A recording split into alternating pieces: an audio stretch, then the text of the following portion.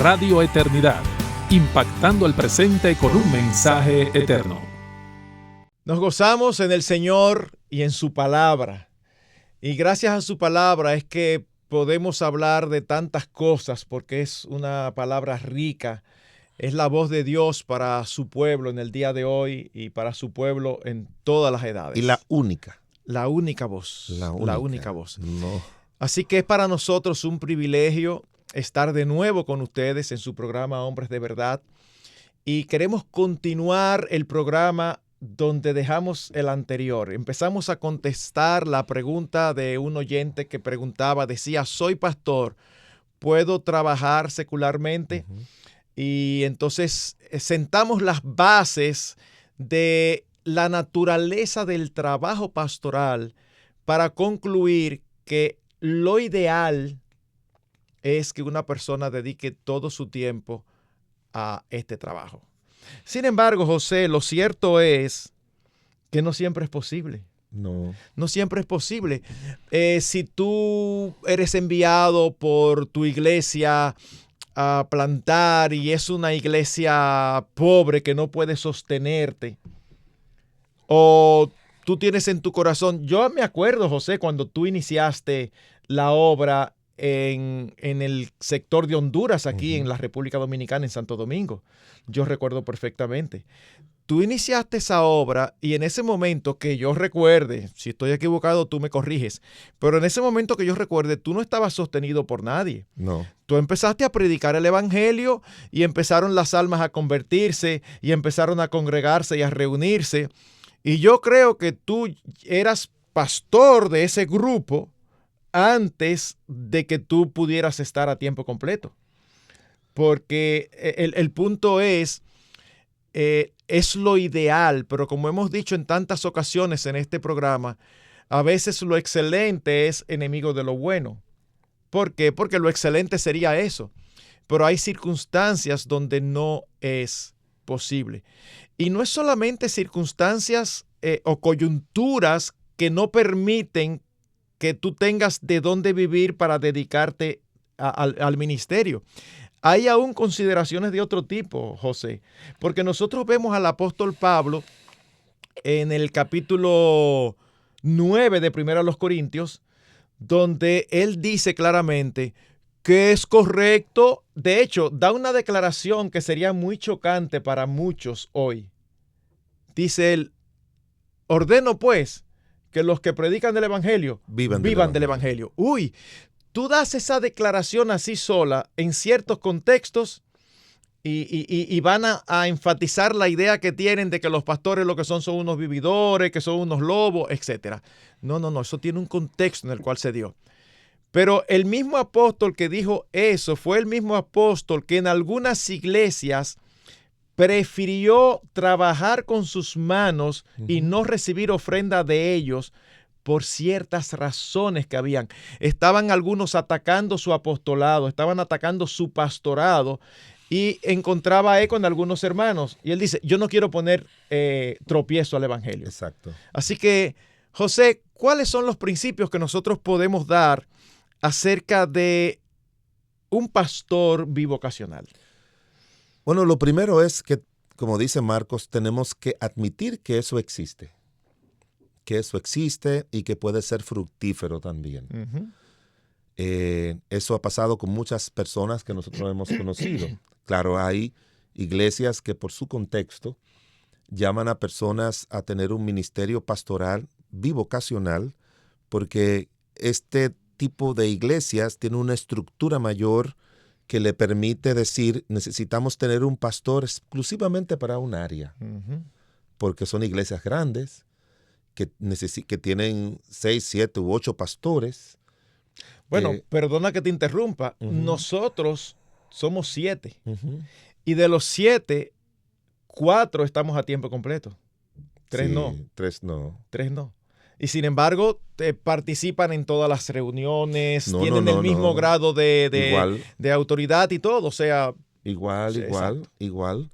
Porque ya una iglesia con una cantidad X de miembros tiene diáconos, pero el diácono en su gran mayoría, y es así, no tienen que estar dedicados a tiempo completo y tienen sus oficios limitados a cuestiones que tienen que ver con la Sus razón, responsabilidades son otras. Son materiales y ese Exacto. tipo de cosas, mientras que iglesias, yo conozco iglesias, Marco, en Estados Unidos, grandes, que tienen algún misionero muy bueno que trabajó en el campo misionero fuera de Estados Unidos, regresó con sus 65 años o 70 para retirarse del campo, pero es un hombre muy sabio, muy capaz.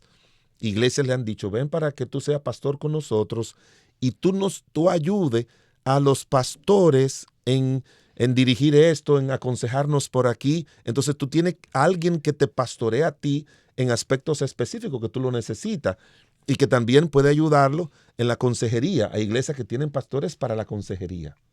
Hay iglesias que tienen pastores para la predicación exclusivamente. Y eso es bueno.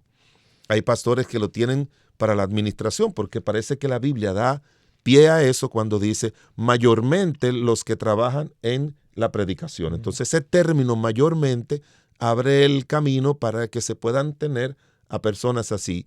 Yo lo que siempre he querido es que, y en eso hay diferencias a veces de criterio, yo lo que siempre he creído es que ese hombre esté de una forma bivocacional o una forma a tiempo completo. Tiene que ser un hombre, es mi percepción, llamado por el Señor, que primero se confirme su llamado y no solamente alguien escogido por la iglesia y quien se le asigne roles. Y hay diferentes maneras, ¿verdad?, de concebir eso, porque algunos están reconociendo como capacidades que tienen y lo ven como personas que pueden ser útiles. Wow, pero qué punto más importante tú has tocado, José, porque tú dices, escogido por la iglesia, pero posiblemente no llamado.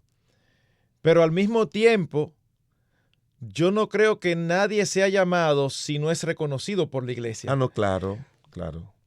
Y sé que estamos de acuerdo en esto. El punto, lo que quise enfatizar es que a veces los mismos líderes pueden proponer a alguien y no necesariamente por su carácter, sino por sus dones. Y eso es terrible. Eso es peligroso. Eso es terrible, porque cuando nosotros vamos a 1 Timoteo 3 y a Tito 1, nosotros vemos apenas un requisito de carácter. Todos los demás, un requisito de capacidad. Todos los demás son requisitos de carácter. Tiene que ser apto para enseñar. En otras palabras, de 18 es el único. Exacto. En otras palabras, tú puedes tener un carácter piadoso y que no haya duda delante de todo el que te conoce que tú eres un hombre que ama al Señor. Pero si tus procesos de pensamiento no te permiten expresarte bien, y eso no es pecado, eso es sencillamente un asunto de capacidad, ¿tú no estás llamado a ser pastor? No. José, yo creo que tú y yo hemos conocido personas que cuando predican, tú dices, pero qué enredo es, y no, como que no hay cambios. Y tú sabes, y conocen las escrituras. Si tú te sientas con ellos, conocen las escrituras, pero es un asunto de, vamos a decirlo claro, no son aptos para enseñar. Y también, Marcos, hay el aprender a enseñar, tenemos que saber. Puede tomar tiempo. Toma tiempo. Y es algo que uno tiene que estudiar y prepararse para eso. Porque ese es el otro aspecto, que muchos hermanos por una circunstancia X, vamos a suponer un hombre es llamado, pero tiene un trabajo secular y él lo mandan a trabajar a un pueblo del interior de cualquier país, o tiene una ocupación. Y allá es un hombre que tiene un amor por las almas perdidas, es un hombre que quiere servir al Señor, que quizás fue llamado, pero todavía no tuvo el tiempo de dedicarse porque ya estaba trabajando, estaba casado, trabajando y no podía dejar la familia. Entonces él comienza a guiar almas a los pies de Cristo, comienza a predicar con mucho ánimo la palabra de Dios, y entonces hay un grupito que se van convirtiendo y él habla con su iglesia local, y la iglesia local, si tiene una visión de comenzar iglesia, le va a decir, no, pastor, hermano, vamos a comenzar una iglesia ahí, te vamos a pagar un local, quizás mandan a alguien que le ayude momentáneamente, pero este hombre es tan fogoso, tan dedicado, que ama tanto las almas, que al final ya la iglesia lo deja ahí. Aquí es donde viene el problema, Marcos. Este hombre tiene quizás el carácter, como tú dices, tiene la pasión por los perdidos, es un hombre fiel. ¿Qué personaje en la Biblia tú recuerdas que tenía todas esas características, pero se notó como que le faltaba preparación. Y una parejita lo puso aparte y le dijo, y le explicó más específicamente el camino del Señor. ¿Te acuerdas? Apolos. ¿Sabe lo que significa eso, mis amados hermanos, pastores y el que desea oficio? Que obligatoriamente, para tú trazar bien la palabra, para tú enseñar, tú tienes que aprender a hacerlo. Uno de los problemas en las universidades eran personas, buenos profesionales, pero que no sabían comunicar lo que sabían. Y las universidades comenzaron a exigir que un profesor tuviera una maestría en educación universitaria. Antes era que tuviera una maestría en su área. En su área. Pero ahora le están exigiendo una maestría en educación universitaria, donde le van a enseñar lo que es equivalente para nosotros, la homilética y exégesis, ese tipo de cosas, para ellos es la didáctica o para todo profesor. Y una unidad de clase en didáctica requiere que tenga, se parece mucho a la predicación. Oye, lo que yo recuerdo cuando estuve estudiando eso en la universidad. Tú tienes que elegir un asunto. Y de ese asunto, como dice homilética, elegir un tema o un texto, ¿verdad? Pero ese tema, así, igual. No estoy hablando solamente de temático, sino es positivo. O sea, tú eliges un versículo, pero tienes que identificar cuál es el asunto de que trata ese versículo y después un tema específico dentro de ese versículo. Tiene que tener un propósito objetivo. Tiene que tener un contenido, así es en didáctica. Dividir ese contenido. Y después tú tienes que ilustrar eso, lo que se llama las ayudas audiovisuales en educación. En nosotros son las ilustraciones. Y tú tienes que tener la aplicación. Y claro, en educación tú tienes que poner las tareas.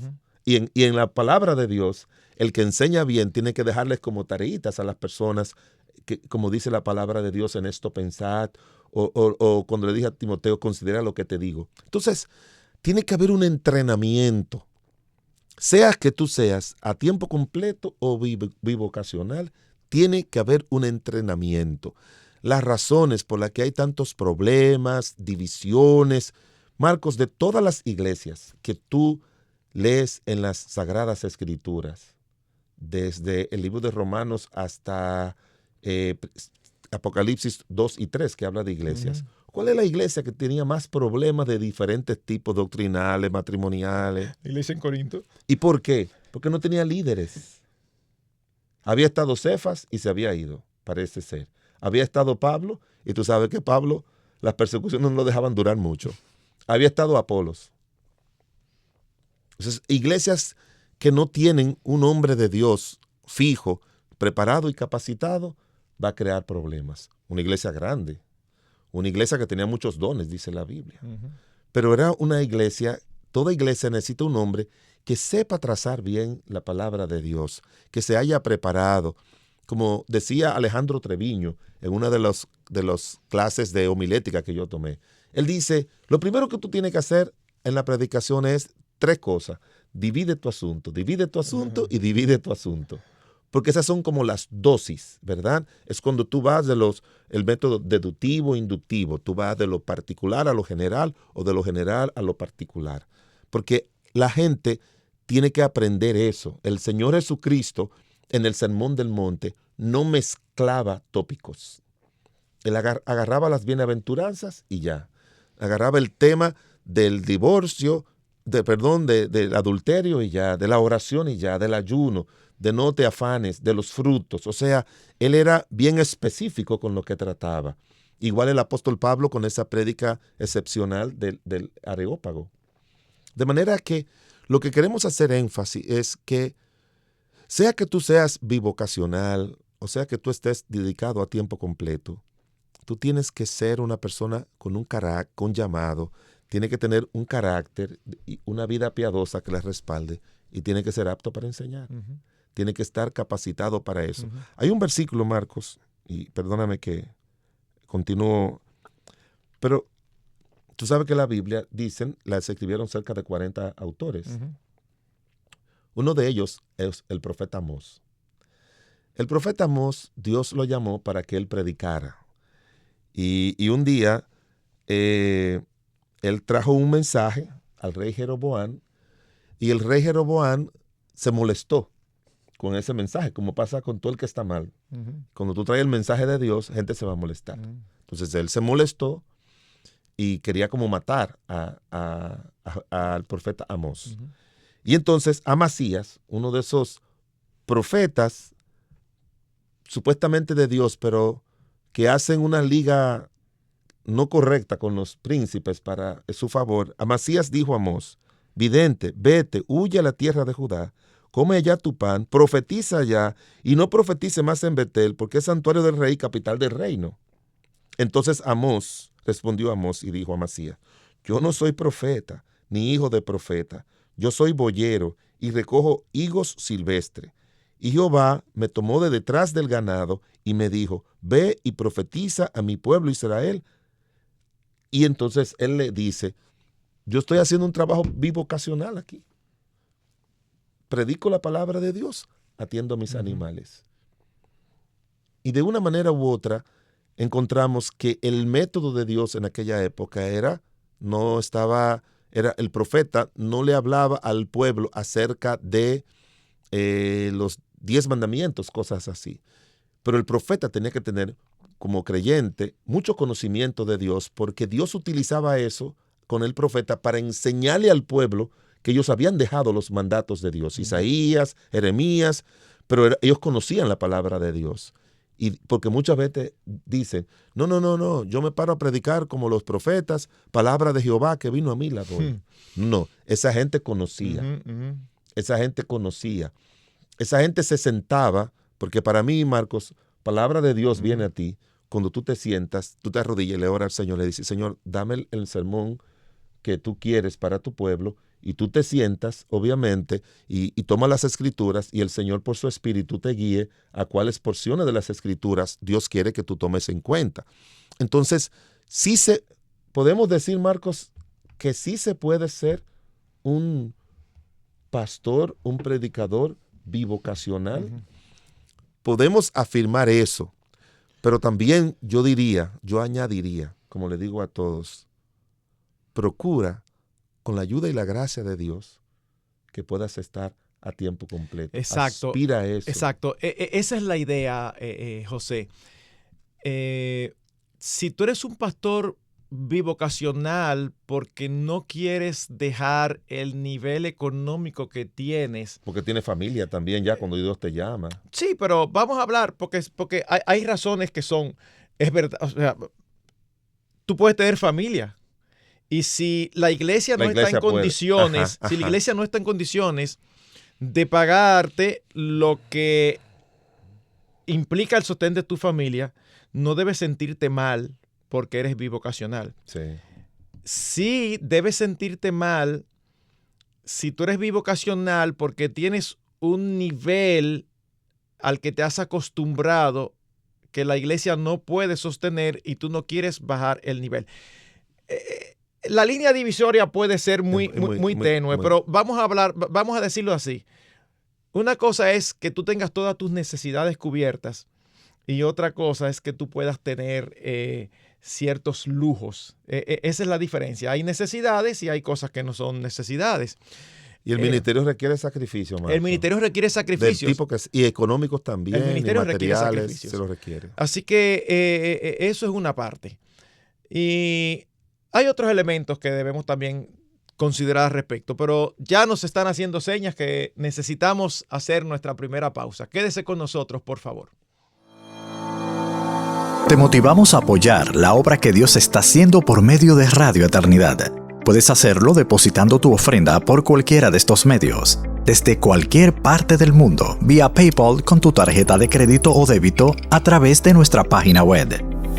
Y si vives en República Dominicana, puedes hacer tu depósito a nuestra cuenta corriente del Banco Popular, 8226-66061. Que Dios te bendiga.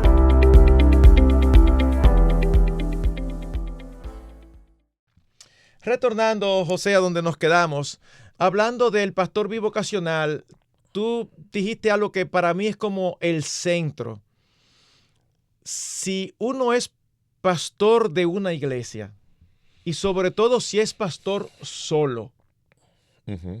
porque hay diferencia. Sí. Si es pastor solo, mira, su anhelo debe ser Debe ser. estar tiempo completo. Y si ya yo he estado tiempo completo y ahora sí hay una circunstancia que tengo que ser bivocacional, conocemos casos así también. El mismo apóstol Pablo. Exacto, porque Por hay momentos. circunstancias providenciales.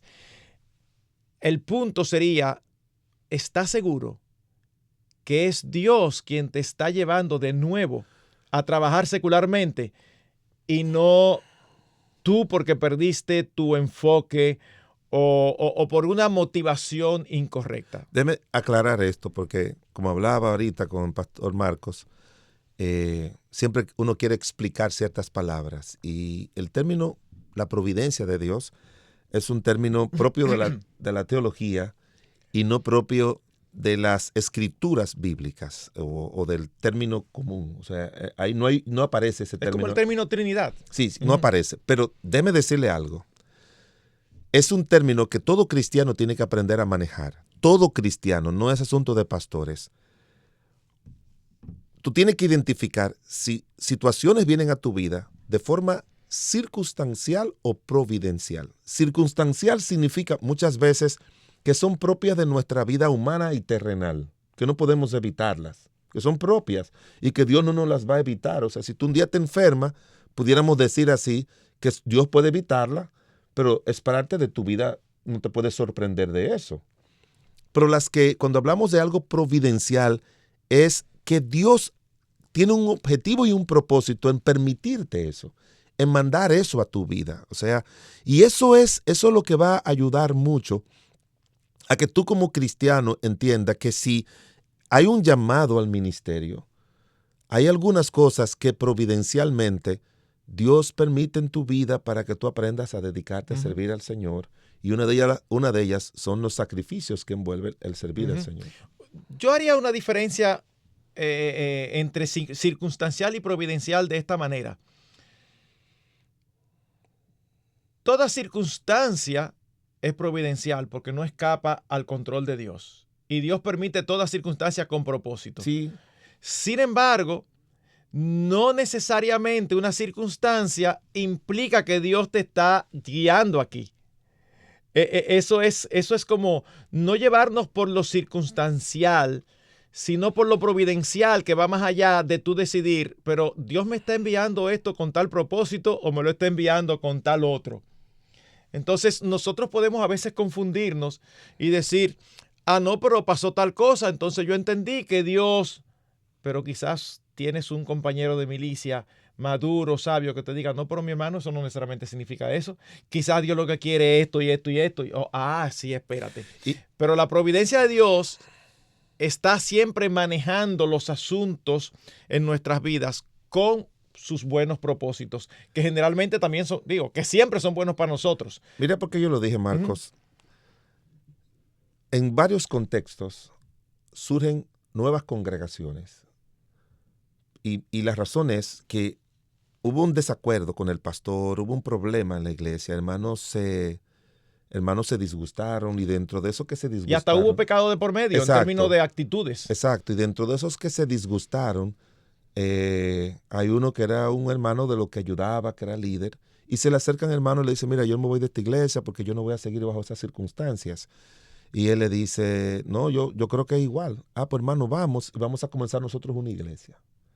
Hay muchas iglesias que comienzan con conflictos que pasan en una iglesia local, que el propósito de Dios al permitirlo o lo que lo han propiciado, ese tipo de cosas, no es para que se arme una división, es solamente para que Dios en su gracia y misericordia nos haga a nosotros agentes de solución. Entonces, ese tipo de iglesia que muchas veces surgen como fruto de un desacuerdo o hombres que están pastoreando fruto de circunstancias así y que no es Dios que de una manera intencional le ha llamado y ha hecho eso, al final esas iglesias terminan deshaciéndose. Exacto, pero eso entra precisamente en lo que yo te había dicho.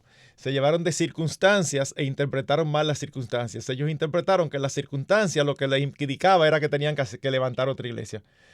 Pero no, la providencia no te está guiando a levantar otra iglesia. La providencia quizás te está guiando a ver cómo tú aprendes a resolver estas diferencias. Y que la providencia de Dios es bien específica, muy específica, y que no se aparta jamás de lo que son los preceptos bíblicos. No se aparta. No, jamás. Mi hijo ahora acaba de salir, hablamos, oramos con un grupo de hermanos, con la anuencia de los míos, de toda la iglesia, y se fueron un grupo de hermanos. Creo que aquí en la iglesia sucedió lo mismo. Sí. Y nosotros igual hicimos en diferentes iglesias que hemos comenzado. Y ya cuando Dios en su gracia y misericordia, en su providencia, provee todas las cosas, pues como hay una frase, a mí me gusta mucho en inglés, que dice, God put all things together. Es como Dios pone todas las cosas juntas. Y hay un gozo y una alegría fruto de esa decisión. Entonces, hago ese llamado porque es que he encontrado, Marcos, en tantos contextos, hombres que yo comienzo a decir, el problema de él en el ministerio no es que es bivocacional, es que probablemente no está llamado y las circunstancias en que estableció la iglesia no vienen de Dios. Exacto. No vienen de Dios. Entonces, no podemos echarle la culpa a lo bivocacional en ninguna manera. Yo he conocido hombres de Dios, conocí uno fuera del país, llamado por Dios, fue a estudiar aquí al seminario, estudió a un seminario, pero los norteamericanos no continuaron el seminario, estamos hablando de los años 60. Entonces él tuvo que regresar a la capital, no había nada aquí, entonces se puso a estudiar una profesión, estudió medicina, emigró fuera del país, se fue a ejercer la medicina fuera del país, pero ya le era llamado. Él había dejado sus estudios y todo para irse a preparar, pero como no siguieron, cerraron, no lo ayudaron, era un joven sin orientación, estudió medicina, se graduó, emigró a otro país, comenzó a trabajar medicina en ese país, comenzó a asistir a una iglesia. Un misionero ahí reconoció su llamado y le dice, no, yo lo voy a dejar a usted aquí en esta iglesia que ha comenzado y usted se queda como pastor. Y ahí fue pastor por 30 años siendo médico. Una tremenda iglesia. Entonces ahí... Y se siguió preparando en homilética, estudiando la Biblia, comprando libros. Entonces ese hombre tenía el llamado, tenía el carácter de Dios, tuvo la preparación para ser apto y por eso desarrolló una iglesia preciosa y hermosa. Y ahí fue obvio que era la providencia de Dios que lo estaba preparando, porque nosotros vivimos en una época donde lo queremos todo expreso. Tú haces esto. No. La voluntad de Dios, nosotros vemos que no necesariamente es así. O sea, te prepara aquí. Uno habla de Moisés, sí, el Señor lo preparó, sí, pero son 40 años. 40 años son 40 años. Y sin entrar en polémicas de términos, circunstancias, vamos a usar ese término, así. Circunstancias impidieron que él se siguiera preparando. Claro. Y de ahí, como ya la providencia de Dios había determinado que él iba a ser un hombre de Dios, sí. No, ninguna de esas situaciones que Dios dijo, está bien, yo lo entiendo eso, no fue tu culpa que tú dejaras eso, te preparaste, pero mi llamado, mi plan sigue contigo. Y aunque no lo pudo desarrollar en el país, lo continuó allá, porque esa era también parte del plan de Dios. Pero por eso digo, en la providencia de Dios, el Señor tenía su tiempo y no era el que él pensaba. Y no era ese. Entonces, el punto aquí que nosotros queremos enfatizar es, sí, se puede ser bivocacional, pero todo pastor bivocacional que tiene más labor que hacer que lo que él puede, debe anhelar el día en que esté tiempo completo. Hay otros que no necesariamente, por ejemplo, en una iglesia donde hay 3 pastores, 4 pastores, mira, que uno sea bivocacional, es más, posiblemente, aunque la iglesia esté en la capacidad también de que uno de esos bivocacionales pase a tiempo completo, pero puede ser que no sea necesario. Y Marcos, déjame decir algo antes que se nos vaya el tiempo. 2 cositas que lo veo de suma importancia. Número 1, si usted está en un ministerio bivocacional, edifique, enseñe a su iglesia, de que lo correcto es que usted llegue a ser un pastor a tiempo Sí, completo. eso es importante. Hágalo con esa idea. No importa el tipo de profesional que usted sea. Eso es importante. Es más, no importa el nivel económico que tenga o el nivel de comodidad, porque Dios en su gracia y misericordia no nos llama al ministerio para que nuestros hijos y nuestra familia pasen trabajo, porque yo sé lo que es desarrollar el ministerio en cero y sin nada. Y Marcos, Dios siempre provee. Ujú, Y lo hice a tiempo completo. ujú. Dios siempre provee. Con sacrificios, es cierto, pero como dijo David, no ofreceré a mi Dios sacrificios Así que no me mismo, que no me cueste cueste nada. nada. En segundo, y dentro de ese contexto, enseña a la iglesia de que la iglesia tiene que sostener a su pastor. Sea que usted un día esté a tiempo completo o que U usted lo otro. deja y traiga a otro. Otro. Porque muchas iglesias de misioneros norteamericanos que duraron 5, 6, 7 o 10 años o 15 años en una iglesia, como yo recién su sostén de iglesias, tú lo sabes, Marco. Eso fue un error. Un error. No educaron a la iglesia Y sigue porque ellos tienen su sostén, pero cuando ellos salen y entra un nacional que no es apoyado por las misiones de allá afuera, Claro. La institución misionera, entonces la iglesia ha estado acostumbrado a tener un pastor sin sostenerlo. Y no hacen todo ese énfasis en dar diezmo y ofrenda tampoco. Exacto. Entonces, tiene que preparar la iglesia primero para usted y dígaselo. Yo tengo de qué vivir, pero si la iglesia sigue adelante y Dios en su gracia provee ayuda, yo estoy dispuesto a dejarlo todo con tal de dedicarme a servir al Señor. Ujú. Porque aquí tú y yo conocemos de personas que eran gerentes en empresa, ingenieros, que dejaron todo su empresa y se dedicaron a servir al Señor. Sí. Por doquier encontramos eso. Exacto. Tú lo puedes encontrar en un barrio marginal como tú lo puedes encontrar en clase media alta. Sí, donde quiera lo encontramos. Y en todos los países del mundo. Sí. Entonces, tiene que educar a la iglesia, a los miembros, producir crecimiento con esa idea. Ujú. En segundo lugar, algo de suma importancia. He conocido pastores bivocacionales que a la medida en que la iglesia va creciendo, ellos tienen que seguir trabajando porque se le va la idea, la visión de eso. La iglesia va creciendo su ministerio, va creciendo sus ocupaciones, y eso pasa 5, 6, 7, 8, 9 o 10 años así. Y un día se sorprende y se molestan con Dios porque yo que me he sacrificado trabajando para mi familia y trabajando por la obra de Dios, y ahora mis hijos están fuera de los caminos de Dios. ¿Sabe por qué? Porque ese tipo de pastor, descuida mucho a su familia. Qué bueno que llevaste, porque yo tenía eso pendiente. Eso es Descuida importante. muchísimo su familia. Descuida su relación matrimonial. Digo, eso puede pasar, y yo lo he visto que ha pasado con pastores a tiempo completo. Ujú. Punto. Sí. Pero es un peligro mayor. Es un mayor. peligro mayor para un bivocacional. Déjeme decirlo de una manera drástica, impactante, y sé que tú estás de acuerdo. Ninguna iglesia es más importante que mi familia. Bueno, no lo puedo oír de una manera más clara que eso. Yo sé que eso es chocante para muchos. Ni Dios tiene planeado que tú abandones tu familia por el ministerio. No, pero fue por amor al Señor. Si es por amor al Señor, entonces tú tienes que cuidar tu esposa y tus hijos, porque el Señor dice que para que tú puedas ser pastor, tú tienes que tener una buena relación matrimonial y familiar. Y así lo dice 1 Timoteo 3, Marco, exacto. que no sabe cuidar su casa, ¿no? No puede gobernar la iglesia de Dios. Ahora, eso es más fácil decirlo que hacerlo, porque cuando tú te topas con una persona que realmente ama al Señor y ve la necesidad, a veces le es difícil mantener el equilibrio, pero ahí es que tiene que pensar con la cabeza y no con el corazón.